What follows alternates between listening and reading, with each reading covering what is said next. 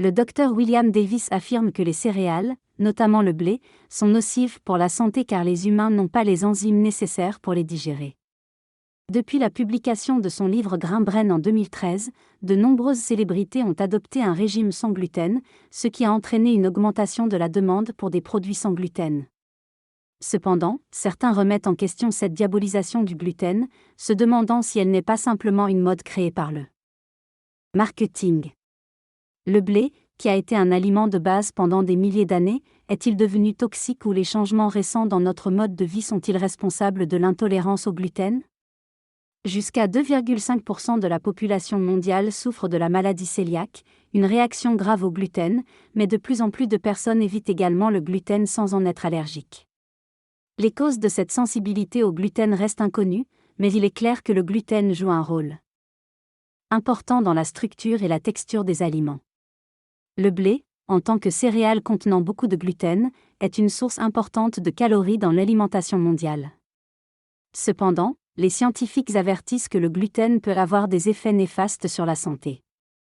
Alessio Fasano, gastro-entérologue et expert en maladies cœliaques, souligne que le gluten est capable de piéger le dioxyde de carbone, ce qui augmente le volume et la légèreté des produits à base de farine, mais il peut également provoquer des réactions négatives chez certaines personnes.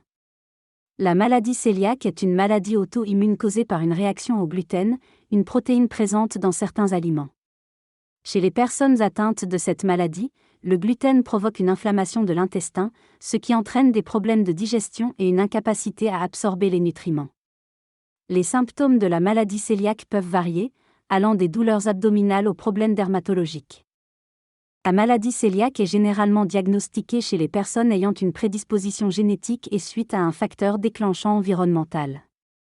La consommation de gluten peut être toxique pour les personnes atteintes de cette maladie, mais la plupart des gens peuvent le digérer sans problème.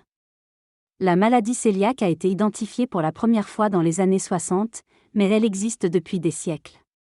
Les populations qui ont adopté l'agriculture et le blé ont développé une prédisposition génétique à la maladie cœliaque, tandis que celles qui vivaient de la chasse et de la cueillette n'étaient pas affectées. Aujourd'hui, le seul traitement pour la maladie cœliaque est un régime sans gluten. Selon des études épidémiologiques, le nombre de personnes atteintes de la maladie cœliaque, une intolérance au gluten, a quadruplé depuis les années 1950. Cependant, les gènes seuls ne suffisent pas à expliquer cette augmentation rapide de la maladie. Une nouvelle affection liée au gluten, appelée sensibilité non cœliaque, a également émergé et son incidence augmente rapidement. Les scientifiques tentent encore de comprendre les causes de cette sensibilité. Un sondage récent montre que le nombre de personnes se déclarant sensibles au gluten a augmenté de plus de 250% en 3 ans.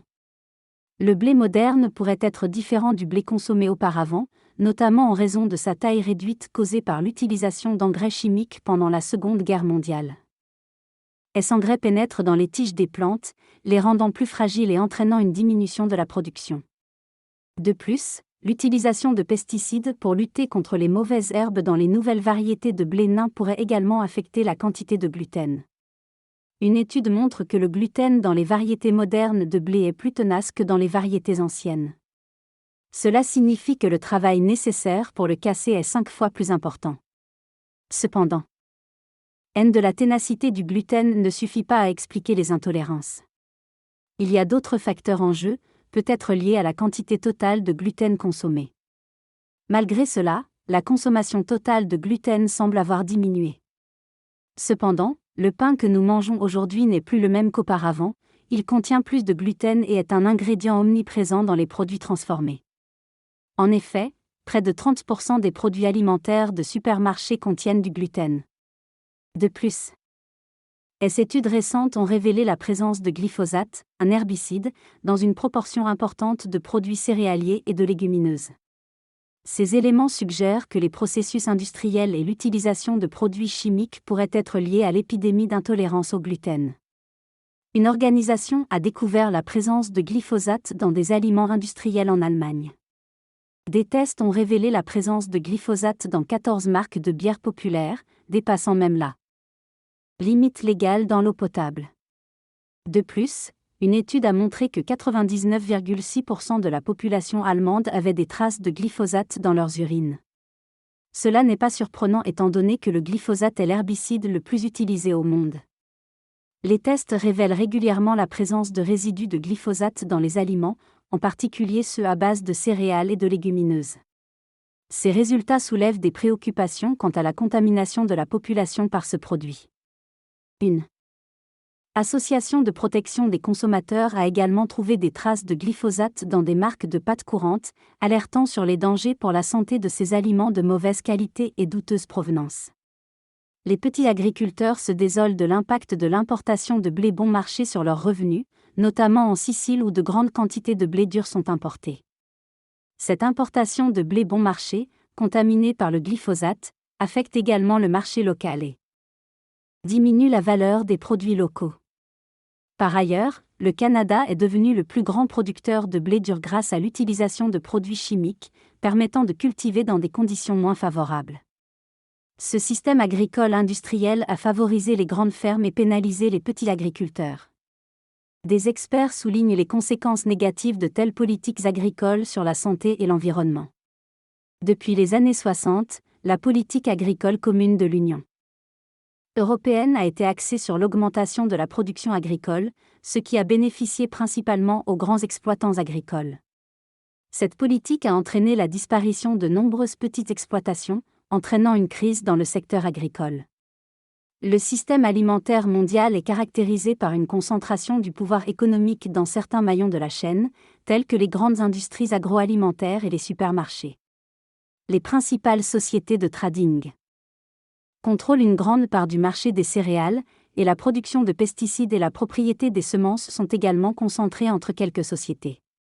Cette concentration de pouvoir dans le secteur alimentaire présente un risque pour la sécurité alimentaire mondiale. Par ailleurs, les choix agronomiques favorisant la production intensive ont des conséquences néfastes sur l'environnement et la santé humaine. Le glyphosate, par exemple, est présent dans de nombreux aliments et boissons à base de céréales et pourrait être lié à l'intolérance au gluten.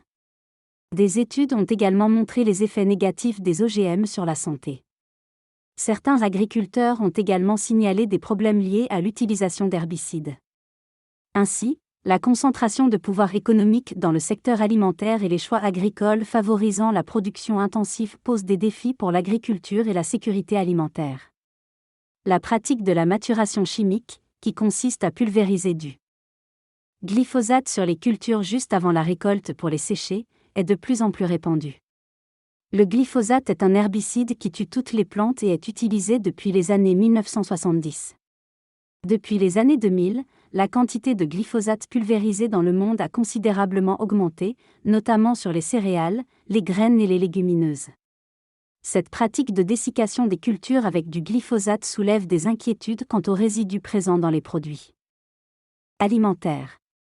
La France interdit officiellement la dessiccation, mais les agriculteurs peuvent pulvériser leurs champs jusqu'à 8 jours avant la récolte. Des scientifiques soulèvent également des questions quant aux effets du glyphosate sur le microbiome, qui joue un rôle crucial dans la santé humaine. La présence croissante de glyphosate dans les cultures et les produits alimentaires soulève des préoccupations quant à son impact sur la santé humaine. Le microbiome de notre corps est très sensible aux influences extérieures et peut être perturbé facilement. En altérant notre environnement, nous affectons également notre microbiome. Le glyphosate, un herbicide largement utilisé, endommage le microbiome en réduisant sa diversité. Le microbiome est un super-organe qui communique et contrôle tous les autres organes du corps. L'utilisation régulière de glyphosate peut entraîner des problèmes de santé chroniques en perturbant le fonctionnement des organes. Des études ont montré une corrélation entre l'utilisation de glyphosate et l'augmentation de certaines maladies chroniques. Cependant, les régulateurs ont augmenté les niveaux autorisés de résidus de glyphosate dans les aliments au fil des années. En 2015, le Centre international de recherche sur le cancer a classé le glyphosate comme probablement cancérigène pour l'homme, tandis que l'Agence européenne de sécurité des aliments a conclu le contraire quelques mois plus tard.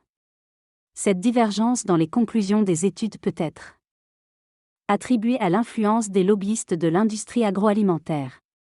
Une enquête menée par des associations et des militants à Paris a révélé une problématique concernant l'évaluation du glyphosate en Europe. Contrairement au CIRC, Centre international de recherche sur le cancer, qui s'appuie sur l'ensemble de la littérature scientifique disponible, les agences européennes d'évaluation des risques fondent leurs décisions principalement sur des études financées ou produites par l'industrie elle-même. Étant donné que les industries investissent beaucoup d'argent dans le glyphosate, leur objectif est logiquement d'obtenir un profit, ce qui peut biaiser les résultats des études financées par l'industrie. De plus, les études industrielles sont souvent à court terme et ne considèrent pas les accumulations dans les organismes, contrairement aux études du CIRC. En outre, les tests sur la toxicité chronique des résidus de glyphosate sont rarement réalisés en Europe, ce qui soulève des préoccupations quant à la protection de la santé publique. Cette enquête met en évidence le manque d'indépendance scientifique dans le processus de réglementation, ainsi que l'influence et l'absence de contrôle des industries de l'agrobusiness sur les décisions politiques. Les réglementations actuelles basées sur les données fournies par l'industrie ne protègent peut-être pas efficacement la santé publique. Ceci est d'autant plus préoccupant dans le contexte où des problèmes de santé publique liés au glyphosate et à d'autres substances chimiques sont de plus en plus fréquents dans le monde. Le système réglementaire actuel est critiqué pour sa faiblesse et son incapacité à protéger la population contre les risques sanitaires. L'économiste Jacques Sapir explique que cette situation est en partie due aux normes de l'Organisation mondiale du commerce, OMC, qui restreignent la capacité des États et de l'Union européenne à mettre en place des mesures de protection de la santé publique. Les multinationales peuvent attaquer les gouvernements si leurs mesures réglementaires entraînent des pertes financières pour elles. De plus, les décisions de l'OMC doivent être prises à l'unanimité, ce qui conduit souvent à une paralysie et à l'absence de progrès dans l'élaboration de nouvelles normes. Cette problématique soulève des questions sur le véritable pouvoir des États et de l'Union européenne à protéger la santé publique face aux intérêts économiques des multinationales. Ce texte souligne les problèmes liés au traité commercial entre l'Union européenne et le Canada. En effet, ce traité protège les investissements des entreprises multinationales, même au détriment de la sécurité alimentaire. Les multinationales cherchent à supprimer les réglementations nationales qui protègent la population, considérant cela comme du protectionnisme. Par exemple, la question de l'utilisation du glyphosate est posée, alors que les consommateurs demandent de plus en plus de sécurité et de qualité dans leurs produits alimentaires. De plus, les lois sur l'étiquetage ne rendent pas obligatoire l'indication de provenance des matières premières, ce qui limite l'information des consommateurs. Le texte souligne également l'augmentation de la consommation d'aliments ultra-transformés, ce qui entraîne une mauvaise nutrition et une carence en micronutriments. Enfin, il mentionne le lien entre la crise de la démocratie et l'alimentation, mettant en avant les conséquences négatives des aliments transformés sur la santé. L'industrie alimentaire a créé le business lucratif des produits sans gluten pour répondre aux intolérances, créant ainsi un cercle vicieux où les consommateurs sont amenés à manger de la nourriture industrielle et à consommer ensuite d'autres produits industriels sans gluten. Les produits sans gluten sont en plein essor, avec un marché mondial estimé à 36 milliards d'euros en 2027. Cependant, manger sans gluten n'est pas nécessaire du point de vue nutritionnel, et ces produits sont souvent pauvres en nutriments et en fibres. Les aliments naturellement sans gluten, tels que le riz, le maïs et les légumes, sont la véritable thérapie pour la maladie cœliaque. L'agroécologie, une alternative à l'agriculture industrielle, permet de résoudre les problèmes liés à ce modèle de production en préservant la diversité nutritionnelle et paysagère. En revanche, l'agriculture biologique peut-elle nourrir la planète reste une question en suspens. Il est certain que des changements doivent avoir lieu dans le système de production agricole pour parvenir à une alimentation plus saine et durable.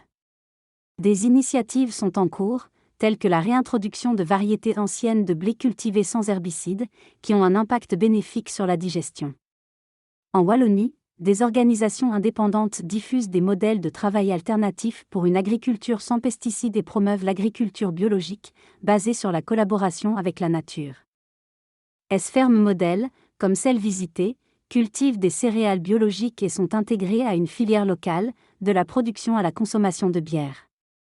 L'alimentation doit rester un lien entre le producteur et le consommateur, favorisant ainsi les circuits courts et le retour aux cultures locales. Toutefois, l'agroécologie ne bénéficie pas des mêmes soutiens économiques que l'agriculture conventionnelle, ce qui limite son développement. Une réforme de la politique agricole est donc essentielle pour soutenir ces initiatives durables. Les agriculteurs devraient être soutenus dans leur transition vers des pratiques agroécologiques pour créer de l'emploi dans l'agriculture et rendre celle-ci plus durable. Une alimentation saine et équilibrée, comprenant notamment plus de fruits et légumes, pourrait contribuer à prévenir l'intolérance au gluten en préservant l'équilibre de nos microbes intestinaux. Il est essentiel de consommer des produits issus de l'agriculture biologique pour préserver la qualité des aliments. Les entreprises alimentaires commencent à prendre des mesures pour éviter l'utilisation de céréales soumises à des méthodes de dessiccation. Il est important de promouvoir la transparence des données alimentaires. Parallèlement, des initiatives de circuits courts se développent, permettant de produire et consommer des aliments locaux et sains. Le choix d'une alimentation saine contribue à construire le monde que nous souhaitons.